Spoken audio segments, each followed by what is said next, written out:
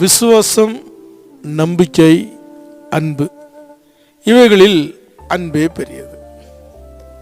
அதே 14ஆம் அதிகாரத்தில் 1ஆம் வசனம் என்ன சொல்லுது? அன்பை நாடுங்கள்.